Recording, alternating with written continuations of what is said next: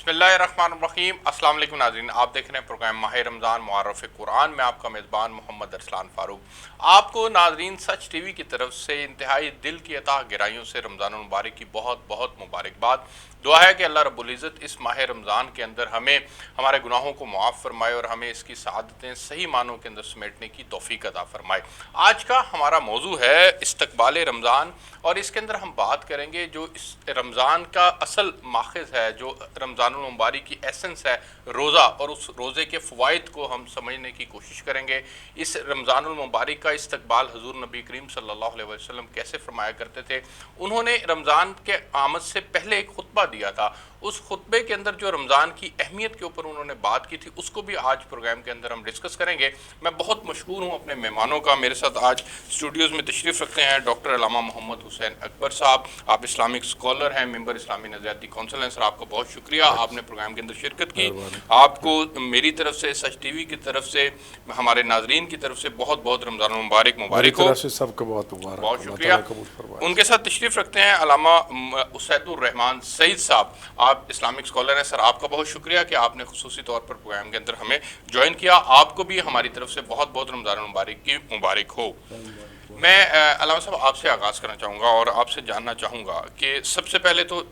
ایک مسلمان نے رمضان کا استقبال کیسے کرنا ہے، اس کا اصل استقبال جو نبی کریم صلی اللہ علیہ وسلم نے بتلایا، وہ ذرا ہمارے ناظرین کے لیے جو ارشاد فرما دیں۔ اعوذ باللہ من الشیطان الرجیم، بسم اللہ الرحمن الرحیم، الحمدللہ رب العالمین والصلاة والسلام علی خاتم الانبیاء والمرسلین وعلی آلہ الطیبین وعلی اصحابہ المنتجبین، اما بعد۔ سب سے پہلے تو میں تمام ناظرین کو ماہ رمضان کی مقدس ساعتوں کو درک کرنے پر مبارکباد پیش کرتا ہوں، اور رب کائنات کا شکر بجا لاتا ہوں کہ جس نے ایک مرتبہ پھر ہمیں ماہ رمضان کی مبارک ساعتوں سے بہرہ مند ہونے کی توفیق عطا فرمائی۔ سب سے پہلی بات تو یہ ہے کہ ہمیں اسوہ نبی صلی اللہ علیہ وآلہ وسلم کی روشنی میں یہ جاننا ہے کہ رسول اکرم صلی اللہ علیہ وآلہ وسلم ماہ رمضان کا کس طرح استقبال کیا کرتے تھے۔ آپ تو رمضان کے استقبال کے لیے پورا رجب روزے رکھتے تھے، پورا شعبان المعظم کا مہینہ روزہ رکھتے تھے، اور فرمایا اگر پورا مہینہ روزہ نہیں رکھ سکتے تو شعبان کا آخری روزہ رکھیے اور رمضان کے ساتھ اس کو جوڑ دیجئے تو تمہیں پورے شعبان کے رمضان کا روزوں کا ثواب مل جائے گا۔ یعنی گویا کہ وہ پوری تیاری کیا کرتے تھے۔ یہ تو ایک ذہنی طور پر، عملی طور پر آپ کی سیرت ہمارے سامنے آئی۔ اور ویسے مومن کی شان وہ تو قائم اللیل صائم النہار ہے، لوگ پورا سال روزہ رکھتے ہیں، سر رات عبادت کرتے ہیں، لیکن تیاری کے حوالے سے رسول اکرم صلی اللہ علیہ وآلہ وسلم نے ماہ شعبان المعظم کا آخری جمعہ تھا، آخری دن تھے، اس خطبے کو حضرت امیر المومنین علی بن ابی طالب علیہ السلام نے بیان فرمایا، اور ان سے حضرت امام رضا علیہ السلام نقل فرماتے ہیں کہ آپ نے اپنے صحابہ کرام رضوان اللہ تعالی علیہ مجمعین کو جمع کیا، اور جمع کر کے ان کو مخاطب کرتے ہوئے فرمایا کہ تمہاری طرف ایک وہ مہینہ آ رہا ہے جو شہر اللہ، جو اللہ کا مہینہ ہے، جو سید الشہور تمام مہینوں کا سردار مہینہ ہے، جو شہر البرکت ہے، شہر المغفرت ہے، شہر الرحمت ہے، جو رحمت کا مہینہ ہے، بخشش کا مہینہ ہے، برکات کا مہینہ ہے۔ اور پھر اس میں ارشاد فرمایا فی دعیتم الی ضیافت اللہ، اس ماہ رمضان میں تمہیں اللہ کے دسترخوان پر بطور مہمان بلایا گیا ہے۔ یعنی یہ الفاظ اتنے عظمت والے الفاظ ہیں کہ ایک گناہ گار سے گناہ گار انسان بھی کھنچا چلا آتا ہے۔ ہمیں دنیا دار کا کوئی چھوٹا سا عہدے دار، منصب دار دعوت دینا تو بھاگے جاتے ہو، بڑے فخر سے لوگوں کو بتاتے ہیں کہ آج تو میری فلاں کے ہم افطاری ہے۔ تو جسے اللہ بلا رہا ہو، سبحان اللہ، جو اللہ کے دسترخوان پہ پروردگار کا مہمان ہو، اس سے بڑا اعزاز کیا ہو سکتا ہے۔ بالکل ٹھیک۔ تو لہٰذا ایک تو یہ ہے کہ یہ خدا کی طرف سے جو وجوب روزہ کا حکم ہوا، وہ بھی ایک انداز بڑا نرالا انداز ہے۔ اس میں یا ایھا الذین آمنوا سے خدا مخاطب فرما رہا ہے۔ دیکھیے، انسان سب سے پہلے مسلمان ہوتا ہے۔ مسلمان کی جو تعریف رسول اکرم صلی اللہ علیہ وآلہ وسلم نے بیان فرمائی، ایک تو یہ فرمایا کہ مسلمان وہ ہے کہ جس کے ہاتھ اور زبان سے دوسرا مسلمان محفوظ رہے۔ پھر ارشاد فرمایا کہ من اصبح ولم یہتم بامور المسلمین فلیس بمسلم، ایسی حالت میں صبح کرے کہ اس سے مسلمانوں کے معاملات کی بالکل پرواہ ہی نہ ہو، کیا ہو رہا ہے، ان پہ ظلم ہو رہا ہے، ستم ہو رہا ہے، بھوک سے مر رہے ہیں،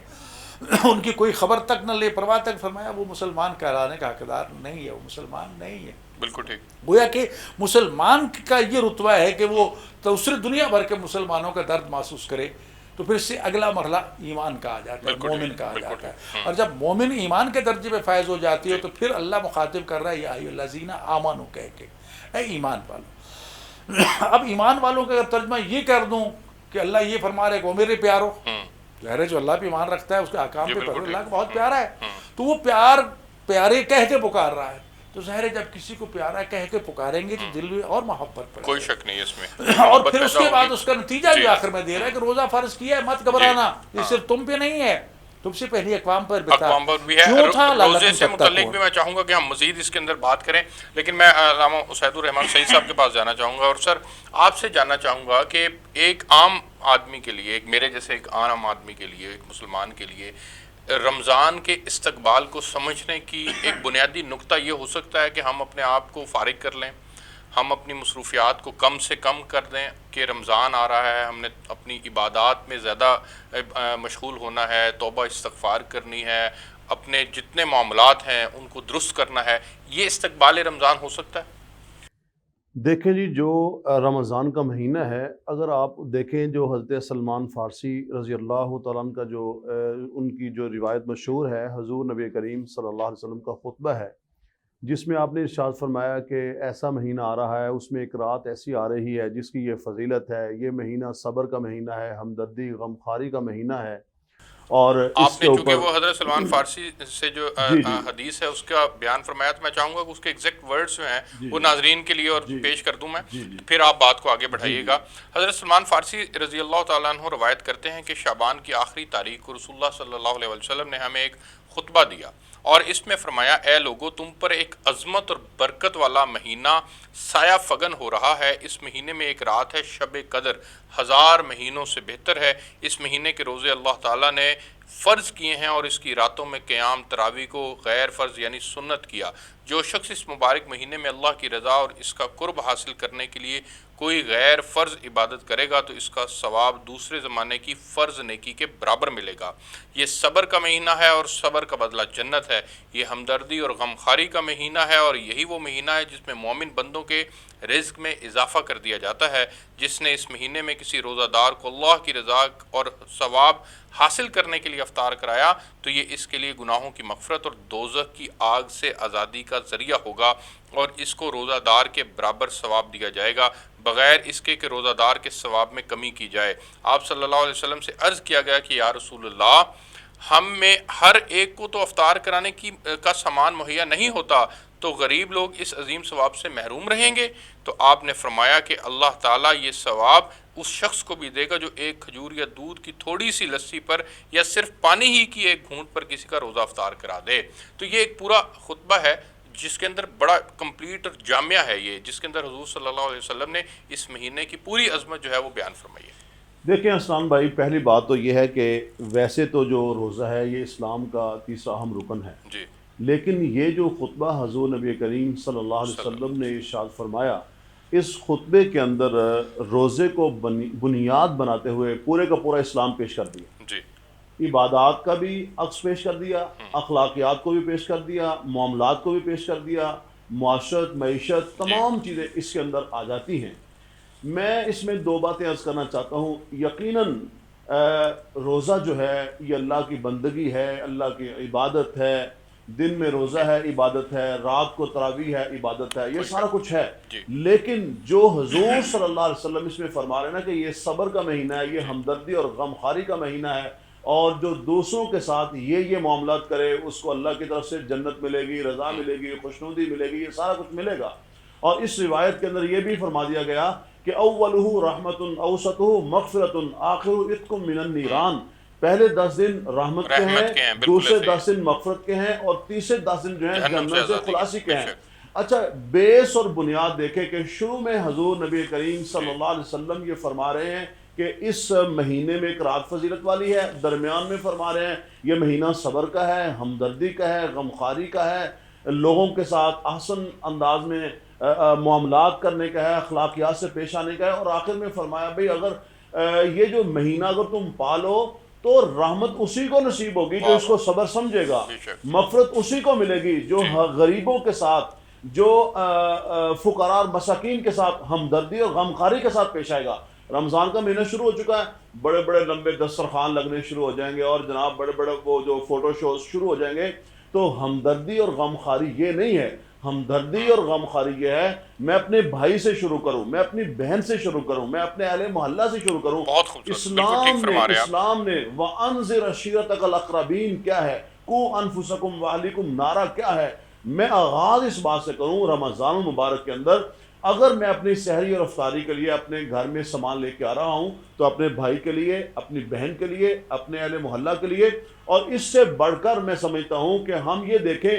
یہ اس کو مت دیکھیں کون نیک ہے کون گناہگار ہے، مسلمان تو ہیں، سب کے لیے اور عام معافی کا اسلام اعلان تو ہے ایسا اس مہینے دین ہے جو اسلام تو ایسا دین ہے جو جس نے انسانیت کی تقریم ہمیں بتائی ہے۔ بے شک، حضور بے شک۔ نبی کریم صلی اللہ علیہ وسلم کا جو اسوہ حسن ہے وہ ساری انسانیت کے لیے ہے۔ کوئی شک تو نہیں، بالکل رمضان میں ساری۔ ہم جو ہمدردی کا جو میسج اور پیغام دیں وہ انسانیت میں کے لیے۔ اسی نقطے کو آپ کے سامنے رکھنا چاہوں گا اور مجھے بریک پہ جانا ہے، میں بریک سے واپس آتا ہوں تو پھر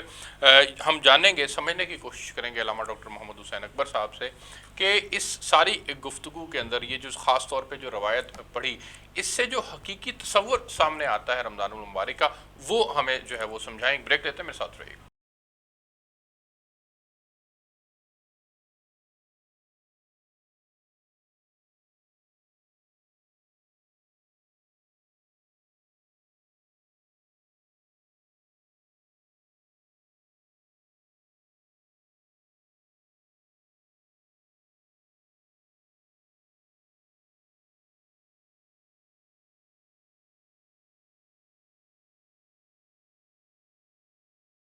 جی ویلکم بیک ناظرین، ہم رمضان المبارک کے مبارک مہینے کے آغاز کے موقع پر استقبال رمضان سے متعلق گفتگو کر رہے ہیں اور علامہ ڈاکٹر محمد حسین اکبر صاحب سے ہم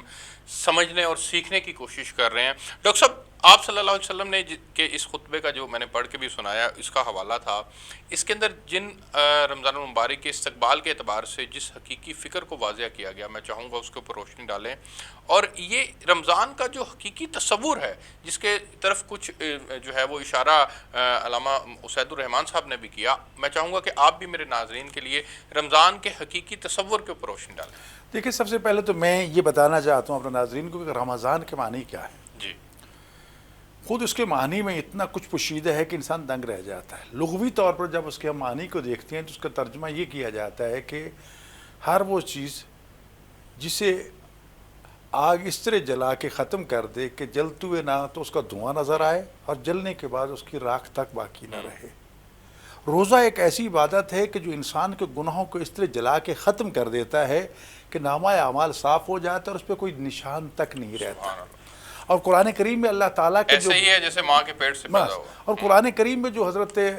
پروردگار نے ارشاد فرمایا کہ ان اللہ یحب التوابین، کہ اللہ جو توبہ کرنے والوں کو پسند فرماتا ہے، توبہ کرنے والے اللہ کے محبوب ہیں۔ توبہ کرنے والوں کو رسول اللہ کیا فرماتے ہیں، امام معصومین کیا فرماتے ہیں، التائب کمن لا ذنب لہ، یہ توبہ کا مہینہ ہے اور جو سچی توبہ کر لیتا ہے گویا اس نے کوئی گناہ کیا ہی نہیں۔ اور پھر صرف یہی نہیں ہے، حضرت امام محمد باقر علیہ السلام ارشاد فرماتے ہیں جو توبہ کر لیتا ہے نا تو ظاہر انسان جو بھی عمل کرتا ہے، میں یہاں چل کے آیا ہوں تو جہاں جہاں میرے قدم پڑے ہیں زمین نے اس کو نقش کر لی ہے۔ جی، ہم یہاں بیٹھے ہیں، یہاں کی فضا ہمیں محفوظ کر رہی ہے، یہی تصویر روز قیامت عملاً پیش ہو جائے گی۔ تو خداوند متعال ایک تو ان لوگوں کو نسیان میں مبتلا کر دیتا ہے کہ جنہوں نے اس شخص کو گناہ کرتے دیکھا تھا، تاکہ نہ ان کے ذہن میں اس کے گناہ کی یاد باقی رہے، نہ اس کو وہ تانشی کر سکے۔ دوسری زمین کو ٹکڑوں کو حکم دیتا ہے کہ اس کے گناہ کے نقش مٹا دو، کہ نہ یہ نقش ہوں گے نہ روز قیامت گواہی دے سکیں گے۔ تو اتنی برکات ہیں توبہ کی، اور روزہ جو ہے اسی چیز کی طرف لے کے چلتا مجھے ہے۔ میرے ایک سوال ذہن میں ابھرا ہے کہ جب زمین کو بھی حکم دے دیا جاتا ہے کہ اس کے نقش مٹا دو، اور فرشتوں کو بھی کہہ دیا جاتا ہے کہ جہاں لکھا ہے وہاں سے مٹا دو، تو انسان کو کیوں یاد رہ جاتے ہیں اس کے اپنے گناہ، اور پھر وہ مرتے دم تک اپنے گناہوں پہ توبہ کرتا رہتا ہے جو اس نے بچپن یا جوانی میں بھی کیے ہوتے ہیں لوگ؟ دیکھیں، یاد رکھنا حقیقت میں یہ تو سامان عبرت ہے کہ انسان سوچے کہ اللہ تو صادق الوعد ہے نا، قادر بھی ہے، کہ جب اس نے وعدہ کیا کہ توبہ کر لو گے تو میں توبہ قبول کر لوں گا۔ اور پھر لطف کی بات یہ ہے کہ ہم توبہ کر کے پھر توبہ توڑتے ہیں، پھر توبہ کر کے پھر توبہ توڑتے ہیں، لیکن وہ اتنا رحمان و رحیم ہے، پھر بھی معافی کے لیے بےتاب ہوتا ہے کہ میرا بندہ میرے دروازے پہ آ جائے۔ یاد دہانی اس لیے کہ جھنجھوڑتا رہے انسان کا ضمیر انسان کو پہلے تیرے گناہ معاف کر دیں گے، اب تو انسان بن جاؤ نا۔ یعنی اگر یہ تصویر سامنے نہ آئے تو انسان تو پھر بے باک ہو سکتا ہے نا۔ ایک معافی مانگی، معافی مل چکی ہے اور توبہ کر لی، اور اس توبہ والے گناہ کو مٹا بھی دیا گیا آپ کی توبہ کی وجہ سے، جی تو پھر جب اسی گناہ کو آپ توبہ کریں گے، اس پہ معافی مانگیں گے، ندامت ہوگی آپ کی، تو وہ اس کا تصور کیا ہے؟ دیکھیں تصور تو وہ تو ایک وہ اتنا خداوند متعال کا حضور احساس کہ میرے اللہ مجھ سے تو نے تو معاف کر دیا، اصل میں یہ ہے کہ دیکھیں نا کچھ چیزیں ایسی ہوتی ہیں، مثلا روز عرفہ ہے، روز عرفہ کے حوالے سے حاجی جب حج پہ جاتا ہے تو میدان عرفات میں زوال آفتاب سے غروب آفتاب تک جب وقوف فرماتا ہے تو رسول اکرم صلی اللہ علیہ وسلم کو فرمان ہے جب وقوف کر کے وہ نکلتا ہے تو وہ گناہوں سے اس طرح پاک ہوتا ہے جس طرح آج شکم مادر سے باہر آیا، ٹھیک۔ لیکن امام محمد باقر علیہ السلام نے چند قدم اور آگے ہمیں ایک پیغام دیا کہ اس وقت اس کا یہ سوچنا بھی گناہ ہے کہ پتہ نہیں اب بھی میرے گناہ معاف ہوئے کہ نہیں ہوئے، اس حد تک یقین دلایا گیا۔ لیکن یہاں ایک نقطہ میں پھر دہرانا چاہتا ہوں، رمضان ہو، میدان عرفات ہو، مسجد نبوی ہو، کہیں بھی ہو، گناہ تو معاف ہو سکتے ہیں، حقوق معاف نہیں ہو سکتے۔ یہ مت سوچنا کہ میں نے کسی کا مال کھایا ہوا ہے تو لو بھی توبہ کرنے سے وہ بھی معاف ہو جائے گا، میں نے رشوت لی ہوئی ہے تو وہ بھی معاف ہو جائے گی، میں نے ڈاکہ ڈالا وہ بھی نہیں، حقوق العباد معاف نہیں ہوں گے جب تک ان کو ادا نہیں کیا جائے گا۔ تو لہٰذا روزہ انہیں حقوق العباد کی طرف متوجہ کرتا ہے۔ اسی خطبہ کے دو یعنی طرق ہمارے سامنے آ گئے، ایک حضرت علی علیہ السلام کے حوالے سے، حضرت سلمان فارسی کے حوالے سے، الفاظ وہی ہیں، آپ کا خطبہ مندرجات مختلف ہو سکتے ہیں، آگے بڑھ سکتے ہیں۔ اس میں جو مولا علی علیہ السلام کے حوالے سے آ رہا ہے، اس میں یہ بھی آ رہا ہے کہ دیکھو اس ماہ رمضان میں افطاری کی بات ہوئی، اس کے اگلے مرحلے میں یہ کہا گیا کہ چھوٹوں کے ساتھ پیار کرو اور بڑوں کی عزت و تکریم کرو، حقوق العباد آ گئے۔ فرمایا روزہ افطار کرواؤ، کہا کہ نہیں کروا سکتے، فرمایا خالی ایک پانی کا گھونٹ دو، ثواب کتنا بتایا، ایک تو روزے کے برابر روزہ کا ثواب، اور دوسرا یہ فرمایا کہ گویا کہ تم نے ایک روزے دار کو روزہ افطار کروا کے بنی اسماعیل کی اولاد میں سے گویا ایک غلام کو تم نے آزاد کرایا۔ اور پھر جو محبت اور ہمدردی کا جو پہلو ہے وہ اس میں ہے، وہ بھی سامنے آ اور پھر گیا۔ اس کے بعد جو بڑی چیز احساس کا معاملہ ہے، احساس یہ جو آ رہا ہے پھر اس کے بعد کہ تم ایک دوسرے کا خیال رکھو، بھوک اور پیاس سے سبق سیکھو کہ یہ جو مجھے بھوک اور پیاس لگ رہی ہے آخر وہ بھی انسان ہے۔ بالکل ٹھیک جی دوسری چیز جو آپ نے شروع میں فرمایا، ہمیں اس کو سر پہ مسلط نہیں کرنا چاہیے کہ یار میں روزے کے ساتھ ہوں اب یہ کام نہیں کرنا چاہیے، میں تھک گیا ہوں روزے کے ساتھ ہوں، ہر بلا اللہ روزے پہ ڈالتے جاؤ۔ نکاحت اپنی جگہ پر ہے، یہ آپ کی صحت کا بھی ضامن ہے، یہ آپ کی اخروی نجات کا بھی ضامن ہے، اور اللہ کے قرب کا سب سے بڑا وسیلہ اس لیے ہے کہ زبانی تو ہم کہتے ہیں اللہ حاضر و ناظر ہے لیکن پریکٹیکلی نہیں مانتے۔ روزہ ایک ایسی چیز ہے کہ جو پریکٹیکلی ہمیں منواتا ہے، پانی سامنے ہوتا ہے، پیاس لگتی ہے ہاتھ نہیں بڑھتا، کھانا پڑا ہوتا ہے بھوک لگتی ہے ہاتھ نہیں بڑھتا، کیوں؟ فوراً ذہن میں آتا ہے اللہ دیکھ رہا ہے۔ تو ایک مہینہ مسلسل جب یہ چیز ہمارے عمل سے گزرتی ہے تو میں سمجھتا ہوں پھر اس کے بعد گنجائش نہیں رہتی، چاہیے کہ سبق کو پورا سال پوری زندگی یاد رکھا جائے کہ اللہ دیکھ رہا ہے۔ بالکل میں آگے بڑھنا چاہوں گا اور علامہ سعید الرحمان سعید صاحب کے پاس جانا چاہوں گا۔ کچھ ہدایات ہیں جو آپ علماء کرام نے ہم جیسے گنہگاروں کے لیے مرتب کی ہیں، میں چاہوں گا کہ ان ہدایات کو رمضان کے استقبال کے اعتبار سے ہیں کہ وہ میں آپ کے سامنے رکھوں، پھر آپ اس کو الیبوریٹ کیجئے گا کہ فرائض و ہم جو ایک عام آدمی ہے وہ استقبال رمضان کیسے کرے۔ سب سے پہلے تو وہ فرائض و واجبات کی ادائیگی کو یقینی بنائے اور توبہ اور استغفار کی طرف جائے۔ رمضان المبارک کے مسائل کو ہمیں سیکھنا ہوگا، دوسروں کو اس کو سکھانا ہوگا، اپنے نفس کو تقویٰ کا پابند بنائیں، صلہ رحمی میں جلدی کریں، دل کو صاف کریں، گزشتہ روزوں کی قضا کریں، دعاؤں کا معمول بنائیں، صدقہ کرنے کی عادت ڈالیں، کثرت تلاوت کا معمول کریں، شب بیداری کی عادت ڈالیں، انٹرنیٹ اور سوشل میڈیا سے اعتراض کیا جائے، ٹی وی سے اعتراض کیا جائے، رمضان سے پہلے خریداری کا اہتمام، یہ تمام امور جو ہیں کر لیے جائیں۔ یہ جتنے امور ہیں یہ تمام امور یہ بتلاتے ہیں کہ رمضان المبارک کے اندر اگر ایک عام آدمی ان چیزوں کا اہتمام کر لے تو وہ سارے سال کے اوپر پھیلائی جا سکتی ہیں۔ میں چاہوں گا کہ اس سے جو پہلو نکلتا ہے اس کے اوپر روشنی۔ دیکھیں سب سے پہلی بات تو یہ ہے کہ اللہ تعالیٰ جو ارشاد فرما رہے نا، اے ایمان والو تم پر روزے فرض کیے گئے اور تم سے پہلی امتوں پر بھی روزے فرض کیے گئے تھے، لعلکم تتقون مقصود ہے تقوی اختیار کرو، اور آگے فرمایا ایام معدودات، یہ جو دن ہیں بڑے محدود ہیں۔ تو پہلی چیز تو یہ ہے کہ جتنی بھی باتیں آپ نے بتائی ہیں وہ عبادات سے متعلق ہیں یا معاملات سے متعلق ہیں یا ہمارے روزمرہ معاملات سے ہیں، تمام چیزوں میں ہم نے یہ دیکھنا ہے تقویٰ. تقویٰ کیا ہے؟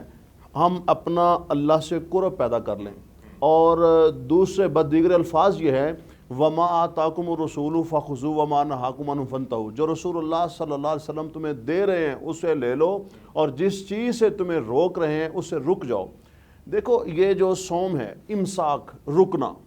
رکنا، ہمیں روزے کی اس حالت میں جائز کاموں سے روکا جا رہا ہے. کھانا جائز ہے، رزق حلال آپ کھا سکتے ہیں، پانی آپ مشروب پی سکتے ہیں، لیکن روزے کی کیفیت میں ہمیں بتایا جا رہا ہے کہ آپ نے کھانا نہیں ہے، آپ نے پینا نہیں ہے، اور ایسے تمام جو امور جو روزہ توڑنے والے ہیں ان سے دور کنارہ کشی آپ نے اختیار کر، دور ہو جانا آپ نے. پورے جو 11 ماہ ہیں ان 11 مہینوں کے اندر جو ہم حرام کام کرتے ہیں اس سے رکنے کی ہمیں ٹریننگ اس مہینے میں دی جا رہی ہے کہ اس میں اگر تم حلال چیزوں سے رک رہے ہو تو پھر اس میں حرام پہ کیوں نہیں رک رہے. اور جو قرب الہی ہے، جو تقوی ہے، وہ یہی ہے ہم اللہ کے قریب ہو جائیں، اللہ کی بات مانیں. اور اس کا انداز کیا ہے؟ وہ آسان یہی ہے کہ ہم اور رسول اللہ کا مقصود بھی یہی ہے کہ میرا مقصود بندہ ایسا بھی ہو جائے، میرا بندہ ایسا ہو بالکل جائے. ٹھیک. اور یہ جو روزے کی کیفیت ہے یہ کوئی حضور صلی اللہ علیہ وسلم کی امت پہ نہیں ہے. رب العالمین فرما رہے ہیں کہ روزہ تو شروع سے ہے، کہیں 3 دن ہوا، کہیں مہینہ ہوا، کہیں 2 مہینے ہوئے، پھر اس کی کیفیات جو بدلتی چلی گئی. لیکن سب سے بڑی بات یہ ہے کہ ہمیں جو کہا گیا نا ثم اتموا الصیام الی اللیل، اس کے اندر جو اللہ کی جو رحمتیں ہیں، اس کے اندر اللہ کی جو نوازشات ہیں، اس کے اندر جو برکتیں ہیں، آپ اندازہ لگائیں کہ اگر ایک شخص روزے کی حالت میں پانی پی رہا ہے تو فقہا نے یہاں تک لکھا ہے آپ اس کو بتائیں نہ، آپ اس کو یاد نہ دلائیں، یہ اللہ کی طرف سے اس کی ایک مہمان نوازی ہو رہی ہے، اس کا ایک اکرام ہو رہا ہے. اور وہ جو کہا گیا کہ 5 انعام ملیں گے کہ روزہ دار کی جو منہ کی بو ہے وہ اللہ کو مشک و عنبر سے عزیز ہے، سمندر کی مچھلیاں دعائیں کرتی ہیں. دیکھیں یہ تمام جو چیزیں ہیں جو قرآن کریم کے اندر اللہ تعالیٰ نے بیان فرما دی اور جو رسول اللہ صلی اللہ علیہ وسلم نے بیان فرما دی. آپ اس سے اندازہ لگائیں نماز بھی اللہ کے لیے ہے، حج بھی اللہ کے لیے ہے، زکوٰۃ بھی اللہ کے لیے، تمام اعمال ہیں تو اللہ کے لیے. لیکن یہ کیوں کہا کہ الصوم لی وانا اجزی بہ، کہ روزہ میرے لیے ہے اور اس کی طرف سے میں جزا دوں گا. اور حضور صلی اللہ علیہ وسلم نے فرمایا روزہ دار کے لیے خوشیاں تو ویسے بڑی ہیں. آپ نے فرمایا 2 خوشیاں ایسی ہیں جو روزہ دار کو نصیب ہوتی ہیں. ایک تو یہ کہ افطاری کے وقت جب وہ افطار کر رہا ہوتا ہے تو اس کو خوشی محسوس ہوتی ہے، اور دوسری اسے خوشی اس وقت محسوس ہوگی جب وہ روزے محشر میں ہوگا. اور باب الریان جو کہا گیا کہ ایک دروازہ ہے جس میں جو روزہ دار ہیں وہ اس دروازے سے داخل ہوں گے. اور اس حدیث کی وضاحت کے اندر محدثین نے لکھا یہ صرف رمضان کے روزے نہیں ہیں، جو شخص نوافل روزے رکھتا ہے، روزوں کی جو کثرت کرتا ہے اس کے لیے بھی یہی اجر و ثواب ہے. اور سیدنا علی المرتضیٰ رضی اللہ تعالیٰ کے اندر تو ان کے متعلق تو یہ بات ویسے ہی مشہور ہے کہ وہ جناب روزے کی کیفیت میں مزدوری بھی کرتے تھے، محنت بھی کرتے تھے، اور دیگر بھی جو حضرات صحابہ اکرام رضوان اللہ تعالیٰ علیہ مجمعین ان کا بھی معمول یہی تھا. اب دیکھیں یہ تمام معمولات جو ہیں وہ رمضان المبارک میں ہمارے اکابرین سر انجام دیا کرتے تھے، اس میں کوئی شک نہیں ہے. مجھے ایک بریک پہ جانا ہے، میں بریک سے واپس آتا ہوں. تو ڈاکٹر صاحب میں آپ سے جاننے کی کوشش کروں گا اپنے ناظرین کے لیے کہ رمضان المبارک کی چونکہ مجموعی طور پر ہم بات کر رہے ہیں تو اس میں بے شمار انعامات ہیں، خاص طور پہ قرآن پاک کا نزول جو ہے وہ بھی اسی رمضان المبارک کے اندر جو ہے وہ اللہ رب العزت نے ہم امت پر احسان کیا اور یہ ہوا. تو اس کے اوپر میں چاہوں گا کہ اس کی عظمت کے حوالے سے تھوڑی سی بات کریں. ایک بریک لیتے ہیں جی، بریک سے واپس آئیں گے تو میرے ساتھ رہیں.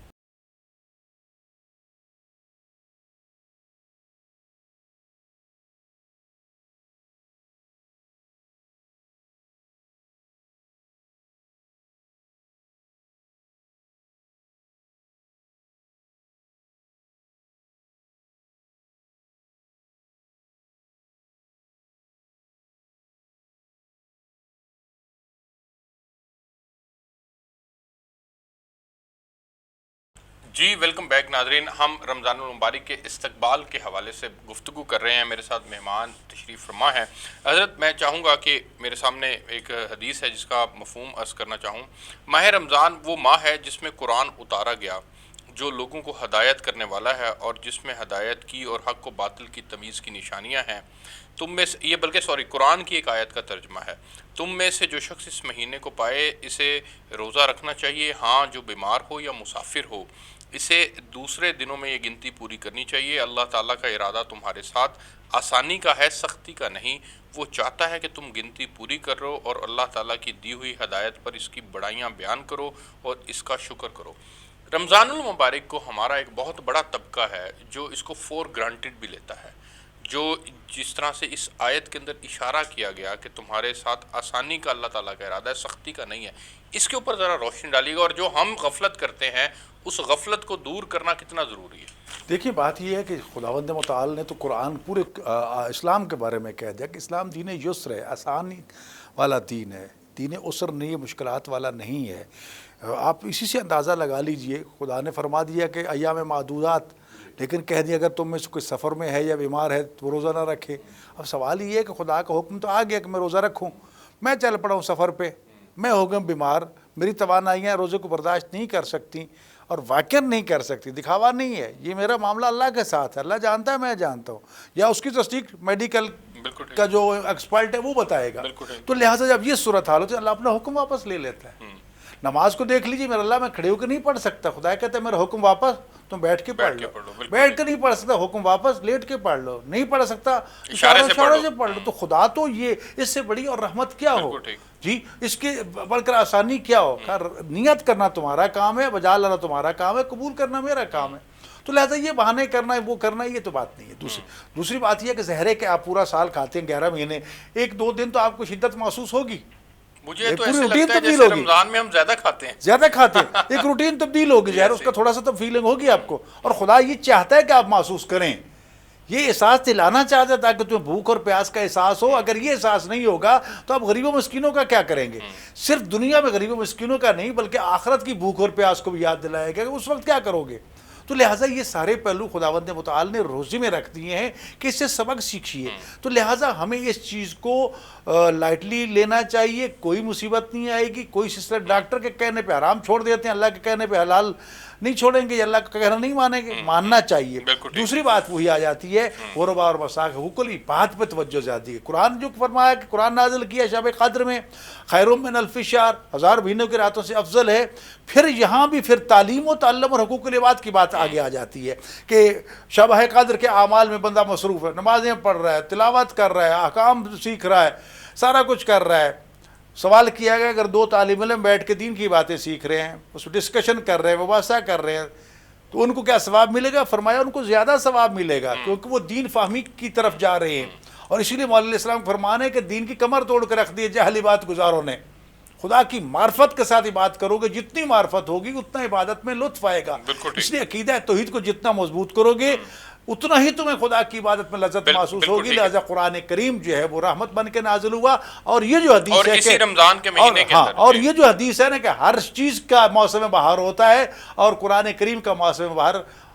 رمضان المبارک ہے، جہاں ایک آیت کا ثواب ختم ہے، قرآن کا ثواب ملتا ہے۔ تو قرآن سے جڑ جائیے اور پھر قرآن کے مفاہیم کو، معانی کو، مطالب کو اس پہ توجہ دے کے ایک بات میں عرض کرنا چاہتا ہوں کہ اس پہ عمل کی، مثلا یہ روزے کی آیت ہے، روزہ رکھو اور اس آیت مجیدہ کو مخاطب کر کے کہو کہ اے اللہ کے کلام، اے قرآن کریم کی آیت مجیدہ، گواہ رہنا میں نے تجھ پہ عمل کیا ہے۔ روزے کی قیامت یہی آیت گواہی دے گی، میرے اللہ تیرے اس بندے نے مجھ پر عمل کر کے میرے اصل پیغام کو عملی صورت عطا کی۔ بالکل ٹھیک ہے، میں آگے بڑھنا چاہوں گا، اور چونکہ رمضان المبارک کے استقبال کے حوالے سے پروگرام ہے تو میں چاہوں گا کہ اس کا جو حقیقی پیغام ہے رمضان المبارک کا، اس کے اوپر آپ روشنی ڈالیے گا، اور ہمیں پرٹیکولرلی کس طرح سے اس پورے رمضان کو گزارنا ہے، کون کون سے خصوصی طور پر اعمال ہیں جن کا اہتمام کرنا ہے۔ دیکھیں جی، پہلی بات تو یہ ہے کہ جو حضور نبی کریم صلی اللہ علیہ وسلم ارشاد فرما رہے ہیں کہ جس نے ایمان و احتساب کے ساتھ روزہ رکھا، جس نے ایمان و احتساب کے ساتھ رات جو ہے عبادت بندگی کی، جس نے ایمان و احتساب کے ساتھ لیلۃ القدر کو گزارا، فرمایا اس کے پہلے جو گناہ ہیں وہ معاف کر دیے گئے۔ اب ان گناہوں کے اندر حقوق العباد بھی نہیں ہے، یہ میں ساتھ اس کی وضاحت کر دیتا ہوں کہ کوئی یہ نہ سمجھے۔ حقوق العباد جو ہیں وہ ان کی ادائیگی ضروری ہے۔ اس میں اگر دیکھا جائے کہ جو اصل روزے کا جو مفہوم ہے، وہ معنی ہے، وہ پورا ہو رہا ہے کہ نہیں ہو رہا۔ بہت سارے شب بیدار ایسے ہیں جنہیں جاگنے کے سوا کچھ نہیں مل رہا، بہت سارے روزہ دار ایسے ہیں جن کو بھوکے پیاسے رہنے کے سوا کچھ نہیں مل رہا۔ اصل میں جو روزے کا مفہوم ہے وہ ہے احساس، اگر احساس انسان کے اندر پیدا ہو رہا ہے، اگر انسان اپنے محاسبے کے ساتھ رمضان کو گزار رہا ہے، تو پھر تو یہ مبارک ہے، پھر تو باعث رحمت ہے، پھر تو باعث مغفرت ہے، پھر تو جہنم سے خلاصی ہے۔ لیکن اگر رمضان کے مہینے کے اندر بھی، جیسے کہ ہمارے ہاں جیسے ہمارے بازاروں میں ہوتا ہے کہ جو چیز رمضان سے پہلے 100 روپے کی ہے، جیسے ہی رمضان شروع ہوا 200 کی کر دی گئی، جیسے جھوٹ ہے، جیسے فراڈ ہے، یہ باقی تمام جتنے معاملات ہیں، اگر تو ان تمام چیزوں کے ساتھ ہم رمضان میں داخل ہو رہے ہیں اور انہی کے ساتھ نکل رہے ہیں، تو پھر جو رمضان کا اصل مفہوم ہے ہم نے کھو دیا۔ اگر ہم رمضان کے مہینے میں وہ جو 100 روپے کی چیز تھی ہم نے 90 روپے کی کر دی، اگر رمضان کے مہینے کے اندر جس بھائی کے ساتھ میری لڑائی تھی، جھگڑا تھا، اگر وہ میں نے ختم کر دیا،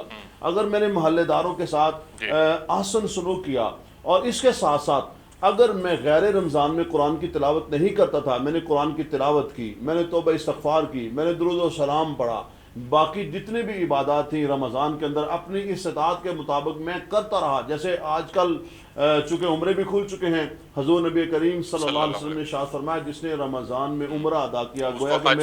میرے ساتھ حج کا ثواب۔ تو مقصد یہ ہے کہ اگر ہم روزے کے مفہوم کو پالیں لعلکم تتقون، تو پھر تو یہ ہمارے لیے مبارک ہے۔ اگر ہم نے ان چیزوں کو کھو دیا، ان چیزوں کو نہیں پایا، اور سب سے اہم چیز ہے جو شہر مواسات کہا گیا، ہمدردی اگر ہمارے ہاں نہیں آئی، اگر مسلمان کا احساس نہیں آیا، تو پھر کچھ نہیں۔ بالکل ٹھیک ہے۔ آخر کے اندر حضرت میں چاہوں گا کہ مختصر وقت کے اندر 30 سے 40 سیکنڈ کے اندر یہ بتائیے گا کہ روزے کی حفاظت جو ہے وہ کس طرح سے ممکن ہے، اپنے آپ کو گناہوں سے کیسے بچایا جا سکتا ہے؟ ہم سوشل میڈیا کا دور ہے، موبائل کے اوپر ایپ کھولتے ہیں اور ہماری سب سے پہلے جو کام ہوتا ہے وہ بد نظری ہوتی ہے، اور وہ اس کی وجہ سے ظاہر ہے اس کے اثرات مرتب ہوتے ہیں اور عبادت کا مزہ ختم ہو جاتا ہے۔ خیر و شر دونوں ایک ساتھ چل رہے ہیں، ہمیں خیر کا راستہ اپنانے کا حکم دیا گیا ہے۔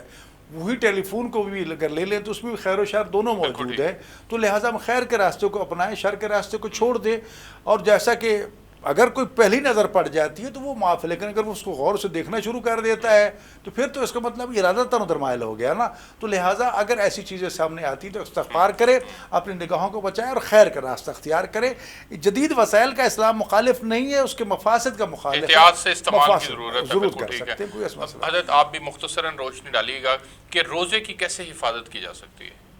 روزے کی حفاظت ایسے ہی ہو سکتی ہے کہ ہم اکثر جو اپنے اوقات ہیں ان کا معمول بنا لیں کہ اتنے وقت میں میں نے تلاوت کرنی ہے، اتنے میں تسبیحات کرنی ہے،